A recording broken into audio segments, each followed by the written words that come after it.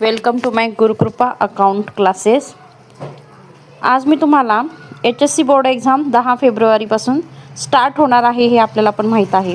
बोर्डाचं time टेबलसुद्धा आलेलं आहे नेटवरती।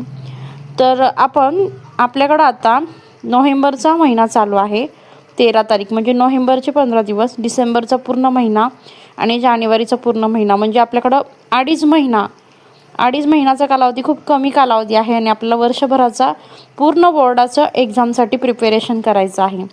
त्यासाठी मित्रांनो मी तुम्हाला आपण स्टडी कसा करायचा आणि स्टडीचं टाइम टेबल बनवायचं सगळ्यात आधी, म्हणजे आपलं कन्फ्युजन होणार नाही की आपण काय करतो, अभ्यासाला सुरुवात करतो आणि एकच विषय घेतो आणि आज हा अर्धवट झाला म्हणून उद्या परत तोच विषय करतो।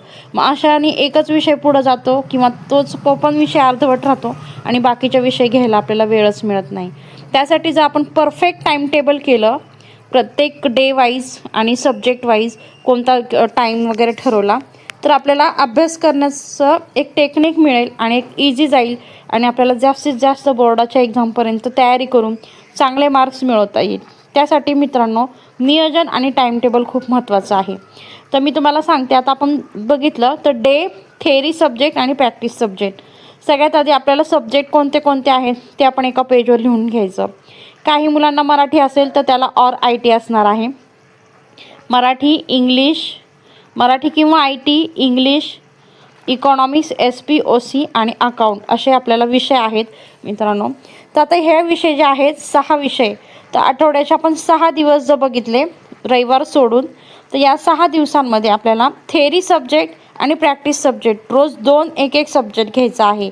आता थेअरी सब्जेक्ट जर बघितलं तर इकॉनॉमिक्स, SP आणि OC यामध्ये जास्तीत जास्त थेअरी असते आणि खूप पाठांतर असतं, त्यामुळं थेअरीचा सब्जेक्ट एक रोज घ्यायचा आहे। आणि प्रॅक्टिसमध्ये म्हणजे काय येईल, अकाउंट येईल की ज्याच्यामध्ये जास्त पाठांतर नाही आहे पण तुम्हाला प्रॉब्लेम सोडवून बघायचे आहेत, अकाउंट असेल, इंग्लिश। आता इंग्लिशचं पण मित्रांनो पाठांतर नसतं शक्यतो आपल्याला महाराष्ट्र बोर्डाला, तर आपल्याला काय असतं, प्रिपरेशन असतं, आपल्याला पॅसेज दिला जातो, त्याच्यावरून आपल्याला प्रश्नांची उत्तरं शोधायची असतात।